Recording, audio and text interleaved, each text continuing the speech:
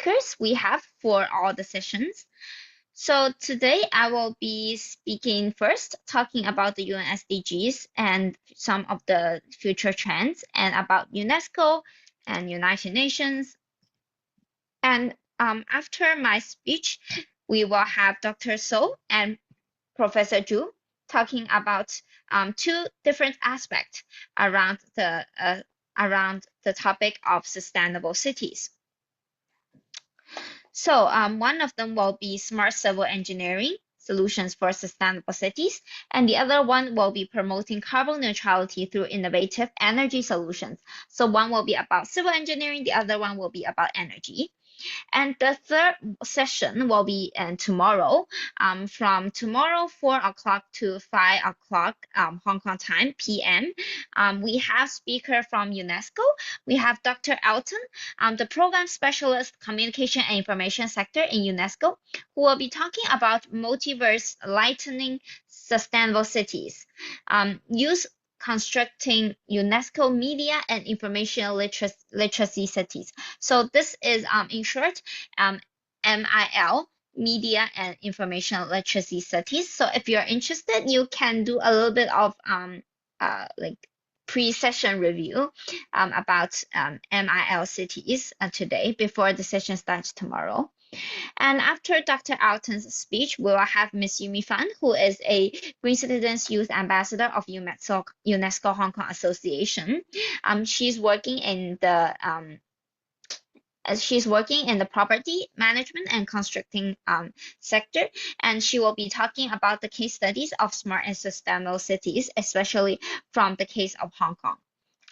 So that's a bit about all the speakers and sessions we have for this webinar series. And to mention, this webinar series is for the 2025 Secondary School Model UNESCO International Conference on Smart and Sustainable Cities, sponsored by the Bank of China Hong Kong and hosted by the UNESCO Hong Kong Association and the Hong Kong Institute of Education for Sustainable Development. And we are very glad to have the supporting organization as we have 5 government authorities, including the Education Bureau, Development Bureau, the ITIB, and also the Housing Bureau of Hong Kong and the Carbon Neutrality Bureau for our supporting organization. And we also have support from different universities in Hong Kong and the Consulate Generals in Hong Kong. So a bit about me. I'm Americana, the Youth Affairs Coordinator of the UNESCO Hong Kong Association.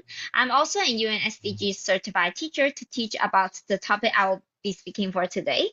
And I'm also a COP29, United Nations Climate Change Conference Youth Delegates from Hong Kong. And I'm also the winner of the Best Delegation of the first and second International Model UNESCO Conferences hosted by the World Federation of UNESCO Club Centers and Associations. So you can see the image on the left-hand side or your right-hand side is the image of me participating in COP29. So before I start my session, as my session will be talking about the UNSDGs and also some of the global development trends, I want to start by asking a few questions. So what are we facing today? So especially like what challenges are we facing today? The second question, what have changed? Have any of the challenges be evolving or changed over time? So what have we done? What have we done to solve these challenges? Or what have we done that have caused these challenges? And last question, what can we do in the future? So looking into the future, after we review all these challenges, what have we done?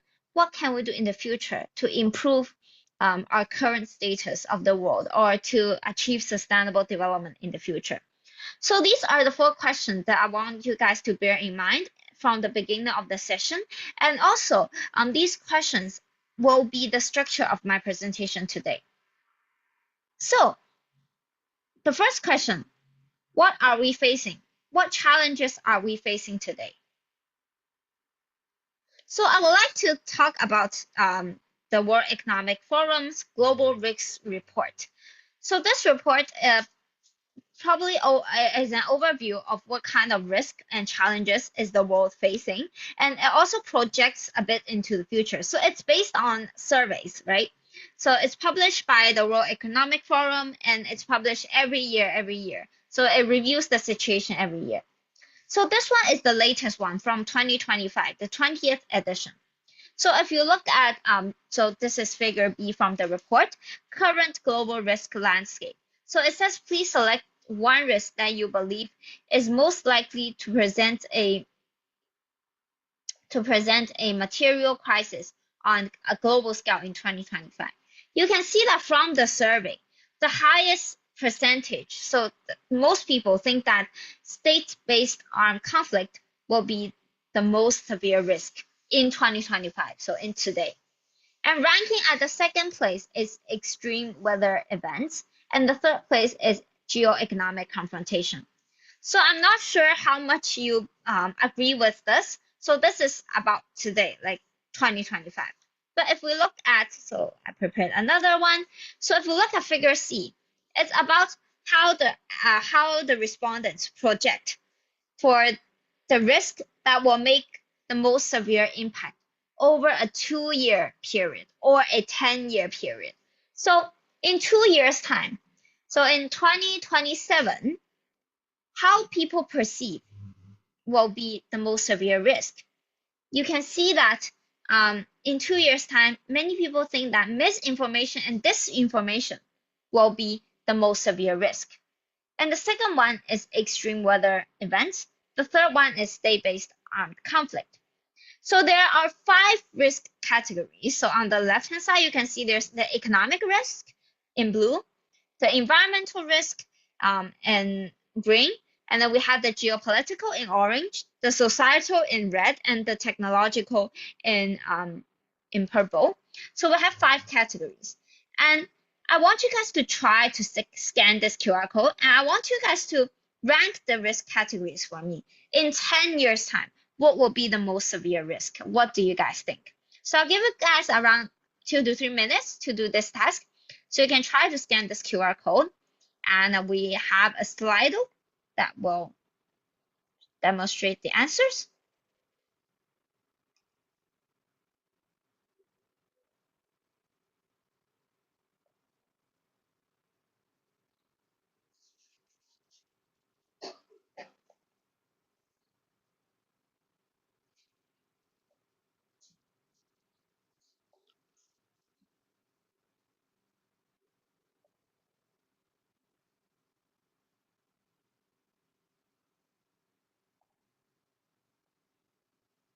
Can you guys see it? I think I've opened it right now. Yeah?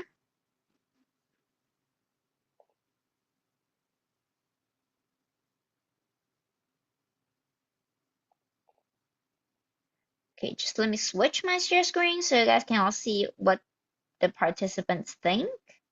Great.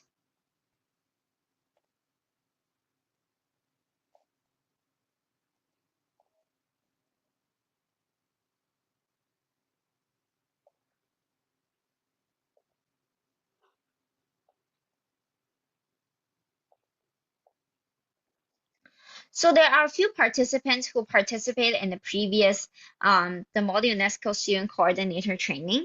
So I want you guys to think again. So after you completed all those trainings, have your thoughts changed? What do you think are the most severe risk? You don't have to answer it like there with it. There's no correct answer to it. It's just how you perceive it, right?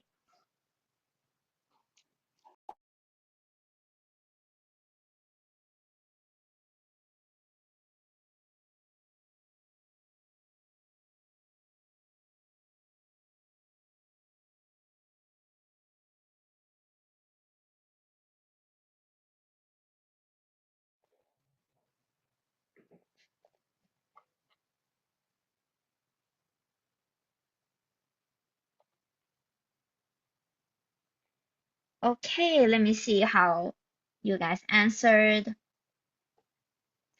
So most of you think it will be environmental risk, and then economic, and then technological, and then societal, and then geopolitical. Interesting.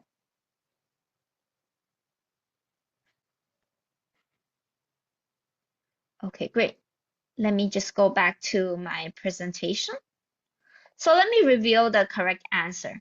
So in fact, can you guys see my presentation now? Yes, right? Yeah, great. So in fact, in 10 years' time, you guys are correct. Most of the respondents to the survey think that the most severe risk, or the risk that will have most impact on us, will be environmental risk. And ranked at the second place is actually technological risk, which you guys guessed it's economic, right? But actually, because our economy changes really quickly, right? So yesterday there will be a tariff, today it will be canceled, tomorrow there will be tariff again. So economic situation is always changing. But environmental risk is a long-term risk, right? It won't it won't be changing that fast. So because we have already seen extreme weather events, biodiversity loss today, in 10 years' time, if we don't start to take actions, it will only get worse and worse. But economy is very difficult to predict what will happen in the future.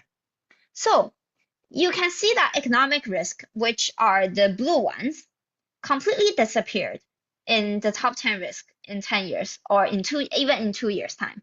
But the ones that are ranked higher are the ones with the environmental, the technological, the societal risk. These risks will be prolonged and will be with us in the future. So if you look at this graph, you can see that actually risks are interconnected, right? So if you dive deeper into how they are interconnected, you can see that in the middle, it lies the inequality and decline in health and well-being. And inequality are affected by social polarization, are affected by misinformation and disinformation. And actually, they exacerbate each other, right? They affect each other. And it kind of make each other worse, right? Or when you improve the situation of one of the risk, it will kind of affect the other ones. It will improve the other ones as well. So when we think about the future, when we think about the risk, we need to be mindful that they are all interconnected. So another figure that I want you to show you guys from the World Economic Forum's report is this graph. So actually, when they do the survey, they ask the correspondent to choose which stakeholder groups are they from. They could be from the civil society, which means us, like everybody just in the society, a random guy on the street. But there are also different parties, different specific parties. There are the international organization like United Nations, UNESCO, or UNICEF, or United Nations Environmental Programs, UNDP, UNEP. Those are the international organizations. There are also the academia, the universities, the professors, and then there are the government and the private sector, which are the businesses, the corporates, the enterprises, right? So you can see that to different stakeholders, we perceive the risk differently. So to the civil society, the ones that are most linked to us, or the ones that we feel every day, is extreme weather events, misinformation, disinformation, social polarization. But if you look at the intergovernmental organizations, they are highly involved in those kind of wars, conflicts. It's very obvious, right? So they will rank the state-based armed conflict as the top risk. So when we talk about risk, and especially when we talk about model UNESCO or talk about international conferences, we need to be aware that there are different stakeholders, and we need to consider the importance or the degree of risk to different stakeholders as well when you propose your solutions in your model UNESCO conference. So next, we will talk about, so remember my questions at the beginning. The second question was, what have changed, right? So now we know there are so many different risks. We know that we are facing economic downturn probably from the COVID-19 crisis. But around like 10, 20 years ago, we already had the 2008 economic crisis, the bank runs, right? And before that, we have other economic crises as well.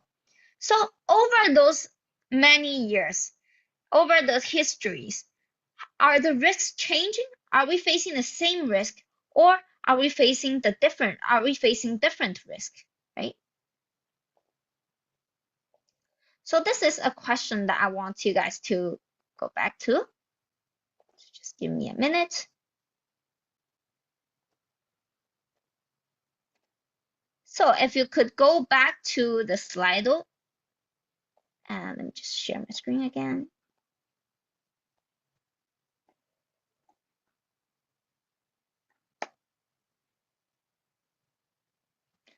So how do you think people's risk perception have changed over the past 10 years? Are we facing the same risk? Are we facing different risk? Try to answer this question. You can scan the QR code on the screen.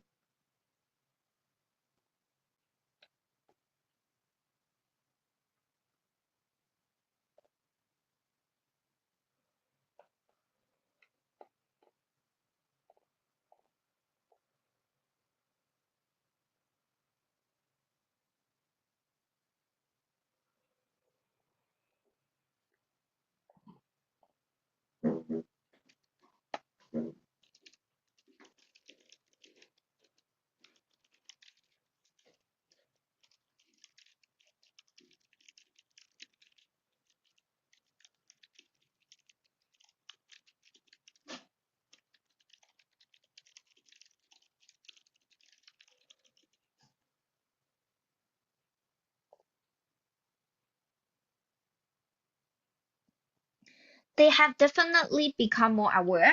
You mean that people are becoming more aware of the risk, right? Yeah, that is correct. But how do you think people's perception have changed over the 10 years? For example, maybe in 2015, I would think that environmental risks are not really related to me. But today, I can see that there are more extreme weather events, more environmental risks. The summers are getting hotter, or the weather are getting more unpredictable. So it's more related to me, right? Okay, I do see other answers. We know much more than before about technology, right? That's why maybe in maybe like in 2015, um, we are not really aware of what kind of consequence will technology bring us, right? People in the past have focused on economic risks, such as the 2008 financial tsunami. Recently, however, there is a shift to societal risk. Yeah, increasing call for societal justice, definitely.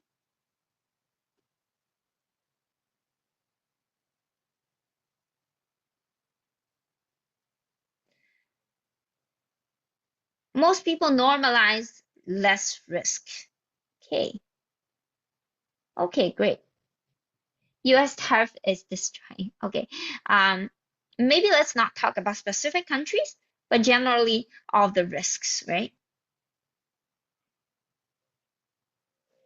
Okay, I see really good answers there, but I'll have to stop you guys there and let us go back to the presentation. So I do actually want to show you about the risk in 2015. So the Global Risk Report in 2015, so 10 years ago, what do people think are the top 10 risks in terms of likelihood and also in terms of impact? So 10 years before today, people would think that the top 10 risks in terms of impact, the most impactful risk is water crisis, right? I don't think any of you guys have actually thought this will come as the top, the water crisis. And the second one, spread of infectious diseases, kind of predicted what we have today, right? COVID-19 and stuff. And the third one, weapon of mass destruction, interstate conflict, yeah, quite accurate of what we are seeing today, right? This is a very outdated list. Yes, it's supposed to be outdated. I see in the comments you saying that this is an outdated list. Yes, I'm showing you guys what people think is the severe risk in in 2015. And let's compare it to today, what we have today, right? You can see how good people could predict the future. And if we look at this graph, so we had two graphs here. So on the left-hand side, we have the graph from the 2015 report.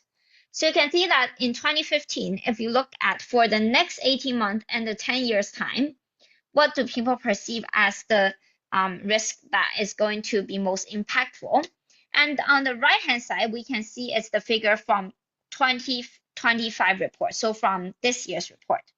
So you can see that in 2015, for the societal risk, people think that in 10 years' time, water crisis will still be very severe. But if we look at today, where is water crisis? It's not on the list anymore. But there are a few that are very accurate. So maybe if we look at the geopolitical one, we can see interstate conflict and state collapse or crisis is already ranked at the top. And today, comparing to today, what we think, it's already happening. So I want you guys to be more aware of this kind of changes or shifts in time, or shift in people's perception of risk over time. And if you guys are interested, you guys can definitely go to look at these reports. The global risk reports is very good for you to learn about the risk we are facing. And next question, what have we done?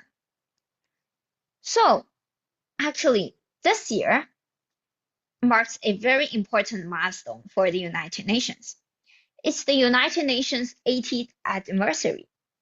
So I quoted from a quote from the United Nations Secretary General Antonio Guterres to the Security Council on the 18th of February in 2025. So the Secretary General Guterres said that 8 decades later, one can draw a direct line between the creation of the United Nations and the prevention of the Third World War. Today, the United Nations remains the essential one-of-a-kind meeting ground to advance peace, prosperity, and human rights. And because we believe in singular value and purpose of the United Nations, we always strive to improve the institution and the way we work.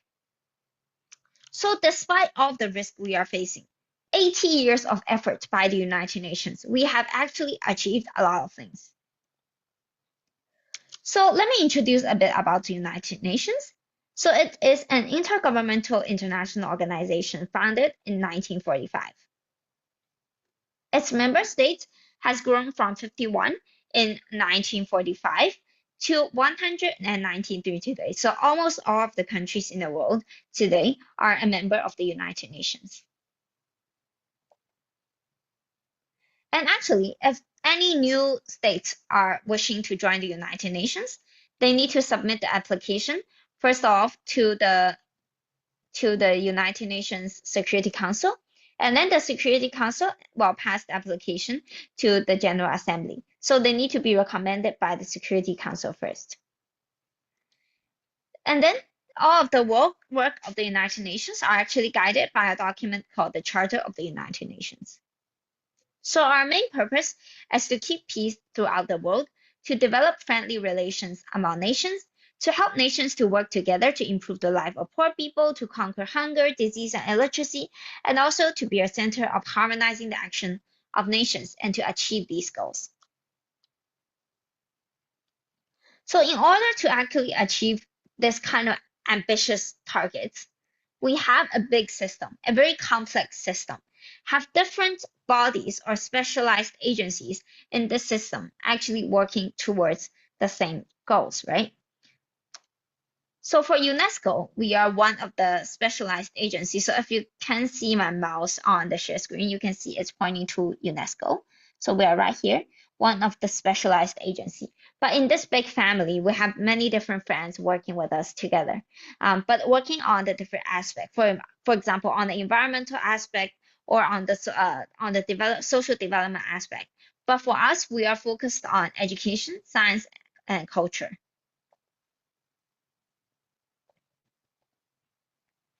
So if we look at the themes of the general debate of the United Nations over the past 5 years, we can see that one of the keywords that actually come up in every year's theme is sustainable development. So last year we have unity and diversity for advancing peace, sustainable development, and human dignity everywhere and for all. And we also have last year we have specific specific mention of the 2030 agenda and its sustainable development goals. And we also have a few years ago we had transforming solutions to interlocking challenges. So every year we are mentioning sustainable development. So if we look back to the definition of sustainable development, it's actually not a new concept at all. It's not a new concept that just came up these few years because we are feeling the hotter weathers, because we are seeing the climate crisis. It's actually a concept that has been developed for a long time. So since 1987, we had the United Nations published a report called the Report of the World Commission on Environment and Development, Our Common Future. So in this report, there was a formal definition for the term sustainable development, which says sustainable development is the development that so it says it's the development that ensures it meets the need of the present without compromising the ability of future generations to meet their own needs, right?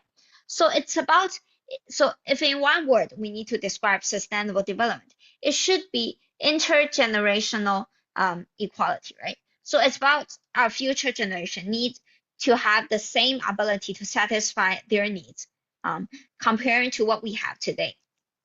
But is our method or is our current development trend sustainable? Obviously not. So as previously mentioned, sustainable development is not a new thing, right? It's not a new thing. And if we look back into the history, since 1972, United Nations hosted the first conference on discussing the issues about climate change or discussing environmental issues. So up until today, it's about over 20 years already. So 20 years. So the 20 years of efforts in promoting climate sustainability, have we made any progress? So I'll leave this question to you. But we'll just look at the history a little bit. So 20 years ago, we hosted the Stockholm Conference, obviously in Stockholm, and we published the Stockholm Declaration. So this conference was the first world conference to make the environment a major issue, and it established 26 principles, placing environmental issues at the forefront of international concerns. We published action plan for the human environment, including 3 categories: the Global Environmental Assessment Program, or we call it the WATCH plan, the environmental management activities, and the international measures to support assessment and management activities carried out at the national and international levels. One of the most significant achievements of this Stockholm Conference was the creation of the United Nations Environmental Programs, UNEP, which today we will be, I believe most of you guys might be familiar with. So it goes into different countries to carry out local and also international collaborations on environmental related initiatives and programs. So you can see the logo on the right hand side, the UNEP logo. And this was a picture of the Stockholm plus 50 anniversary. So after we had our first conference, you can see this one was in 1972. And it actually took 20 years for us to have the second important milestone, which is the 1992 conference. The Agenda 21 was released on this conference. This was a conference on environment and development. So if you look closely to the topic or to the title of the 2 conferences, over the 20 years period, we have become more aware that protection of environment doesn't come as itself. So we need to maintain a balance between environmental protection and also human development or economic development. So economic and social development. So in the Agenda 21, the 1992 conference was called the Earth Summit. It was hosted in Brazil, and we published the Agenda 21 as an action agenda to be executed at local, national, and global levels. So if you look back into the previous conference, we only set national and international levels. But we gradually realized that apart from having to carry out actions that balances environmental and socio-economic development, we also need to focus on local actions.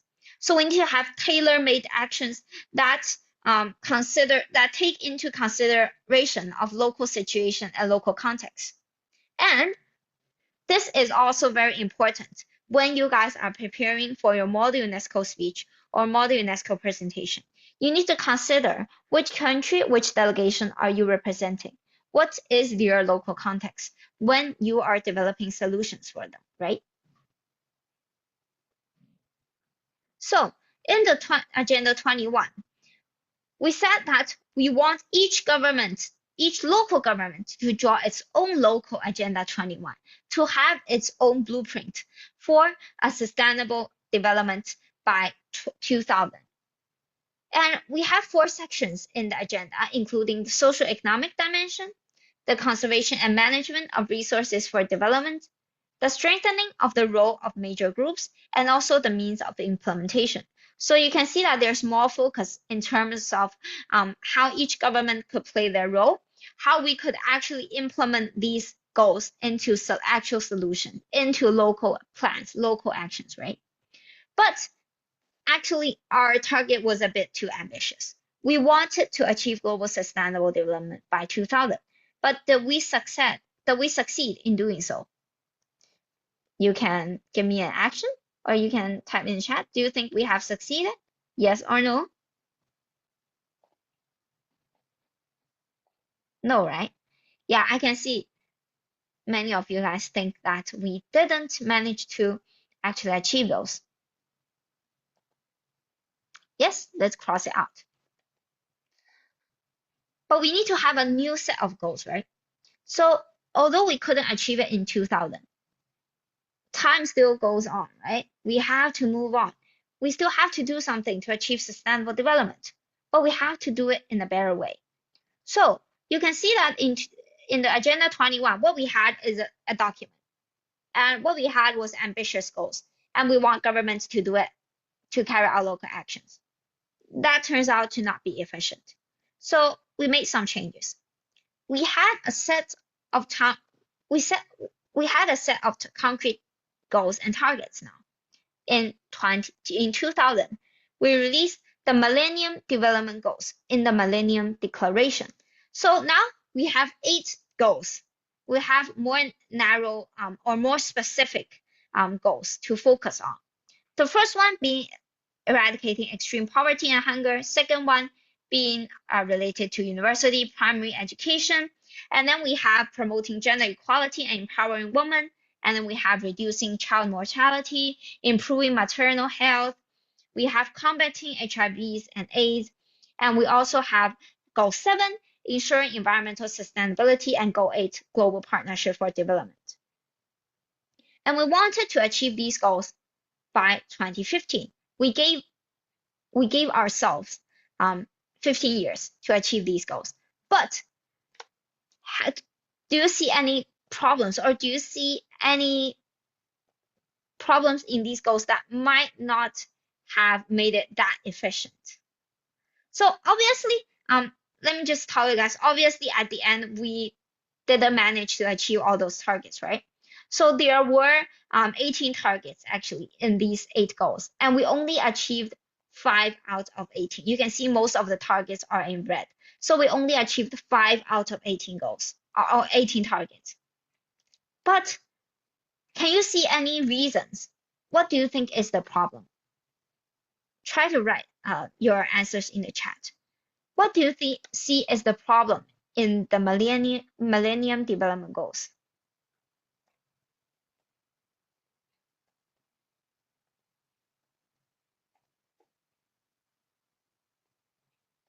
Come on, I know many of you guys participated in our Model UNESCO the student coordinator training. You guys know the answer, right? So what do you see as the problem of the Millennium Development Goals? And how do you think we could improve it or we could make it better in the SDGs?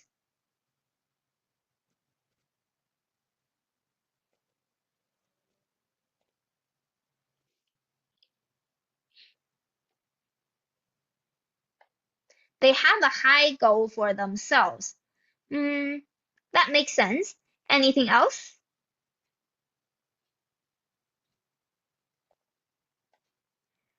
Cannot implement initiative efficiently. Yes, that is correct, but why do you think so? Interests of different stakeholders clashes, so global partnership for development couldn't work, and even conflict arose. Yes, that is possible. Interests of different stakeholders. Going back to that question, who are the main stakeholders in these sets of goals?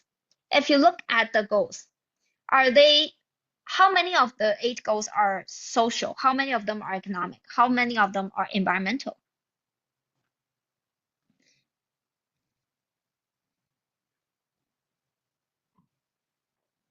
Common people's engagement in its implementation. Yeah.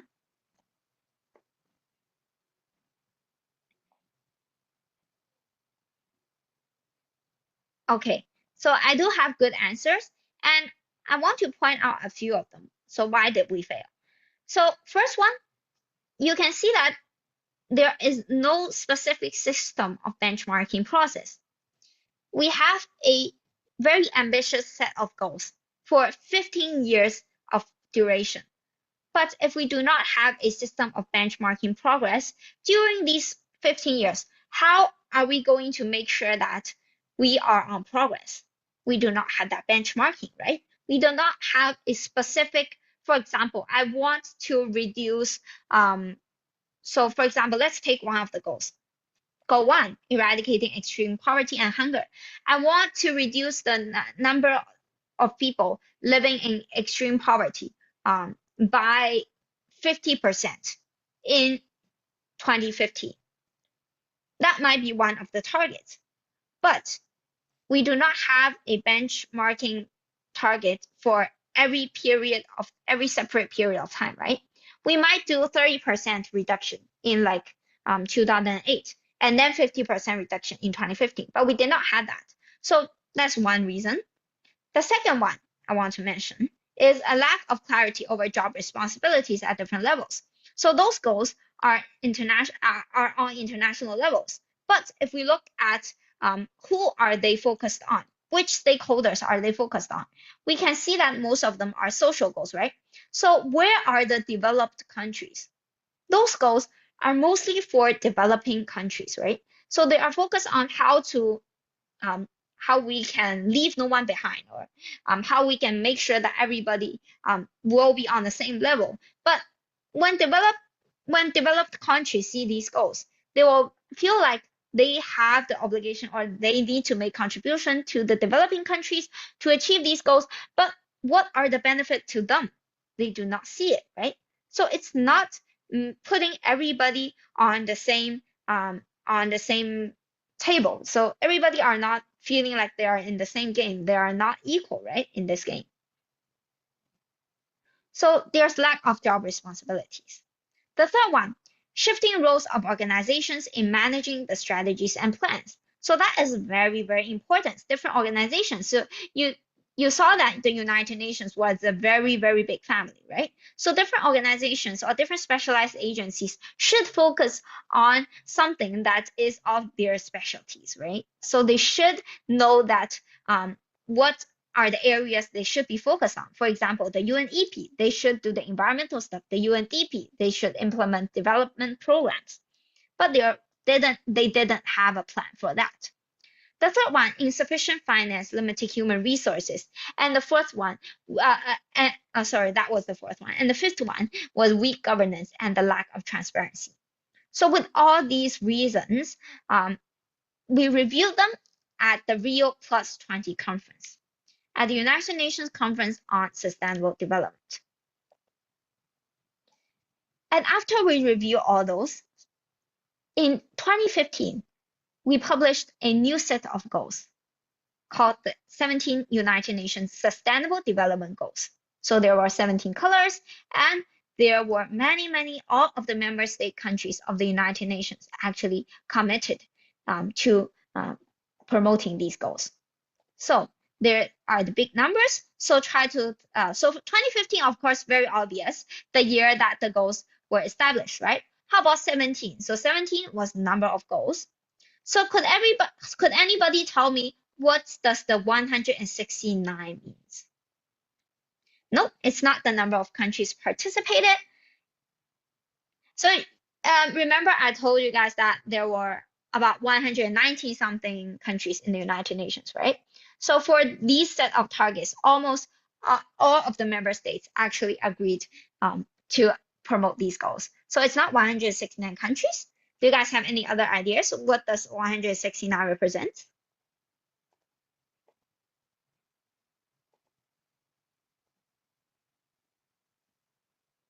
Targets, right. I do see a correct answer there. So we had 169 targets. So recall how many targets we had for the MDGs, so for the previous set of goals. We only had 18, right? So yeah, obviously they are not specific enough for us to benchmark our progress. So we made them 169, a more comprehensive set of goals. And also, what is 2030? Anybody? This one was easy. Yes, to be fulfilled in 2030. Correct.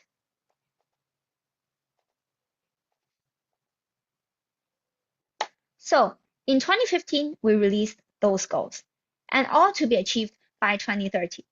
Do you think we are successful? Do you think we could be successful in achieving them? Maybe let's look at the goals a little bit in more details, right? So all of the 17 goals, I do appreciate somebody who invented this wedding cake model because it looks delicious and it's also easy to understand. So we have 3 layers. We have environmental or biosphere at the bottom. So upon having a good environment, we could build a harmonized society, right? A well-functioning society. Only when we have those 2 elements, the society and the environment, we could start to think about advancing a good economy, right? So although we do say that those 3 things need to happen together, we need to find a balance, but they have this fundamental relationship. Because if you do not have a good environment in the first place, we will go extinct, right? So, and they do have these kind of wedding cake model kind of summarize their relationship. And I want to show you guys a very quick 1-minute video. So do let me know if you guys cannot hear the sound. So I will start playing the video. So just an overview of the SDGs. 1 minute, very fast. 2 minutes. Yeah. Did you know that the UN Sustainable Development Goals are a universal call to action that unites 193 countries around the world? If these global goals are fulfilled by 2030, life on Earth will be better for everyone. So, what are these goals? Eliminate poverty in all its forms. No hunger. Everyone should have safe, nutritious, and sufficient food. Everyone has equal access to healthcare, thus ensuring our well-being and a healthy life. Equal access to a quality education. Ensure gender equality where women and girls have the same opportunities as men and boys. By achieving these goals, each member of our society will be equal, safe, and happy. UN global goals also include access to safe drinking water and sanitation, access to clean energy that is safe for people and the environment, sustainable and stable economic growth. Everyone has a decent job, strong infrastructure, and the support of innovations. Lower inequality within and among countries. Cities and settlements be developed without damaging the environment and people. Achieving these goals will result in the well-being of people and our planet. We can further take care of our environment with the following goals: sustainable and safe production and consumption of products. Take urgent measures to reduce climate change and its impact. Ensure the sustainable use and protection of ocean and sea resources. Restore and protect Earth's ecosystems. By achieving these goals, we will form a society where strong institutions ensure peace and justice. It is important for everyone to be involved and to build partnerships for achieving sustainable development goals. You are part of this process. Demand the implementation of these goals. Take the lead and share information with your friends.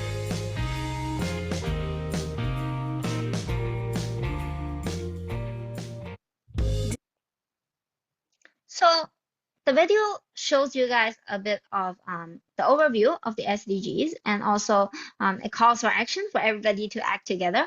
But how does it relate to the role of UNESCO? And more specifically, how does it relate to smart and sustainable cities? So UNESCO, as a specialized agency, we are the United Nations educational, scientific, and cultural organization. And obviously, we focus on contributing to the building of a culture of peace, eradication of poverty, sustainable development, and intercultural dialogue through education, sciences, culture, communication, and information. And we are established at the same year as the United Nations with 5 main roles, including forward-looking research, standard setting, quality education, information and communication, and the development and exchange of knowledge and technologies. So one of the key quotes from our UNESCO's constitution is that since war began in the minds of men and women, it is in the mind of men and women that the defense of peace must be constructed. So although we are at the same, we have the same goal, the ultimate goal as the United Nations, right? Want to maintain world peace. But we will be doing it in a different way. We will do it through changing people's mind, or doing it through education, science, and culture. It's what we have in our mind, right? So we do have the same years of history as the United Nations. So this year is also our 80th anniversary. And since our birth, we have had a lot of milestones. For example, we had the first UNESCO statement on race, declaring that there was no scientific basis or justification for racial bias. So from the early stage of UNESCO's establishment, we mainly focus on the social aspect. So apart from the gender and race, we also focused on the copyrights, so on the culture and social, and on the trafficking of illicit trafficking of cultural object. And remember, in 1972 was the year we had the Stockholm Conference, right? So to prepare for that, UNESCO also took action. So we did establish the UNESCO's Man and Biosphere Program in 1971 in preparation for the 1972 conference.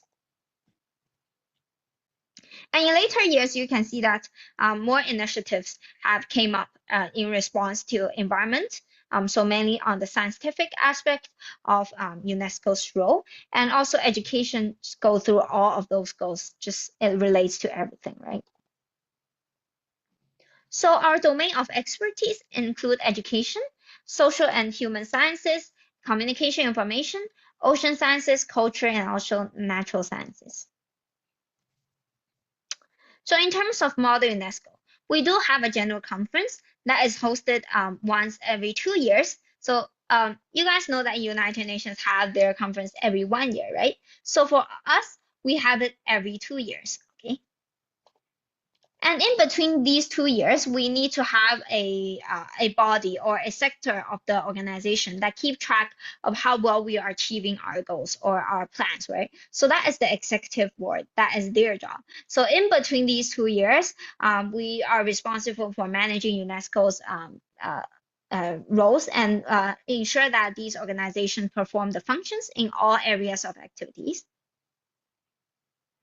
And lastly, we also have the secretariat, who are the administration staff handling daily, for example, marketing, the social media post, the human resources, the financial, the accountants, income.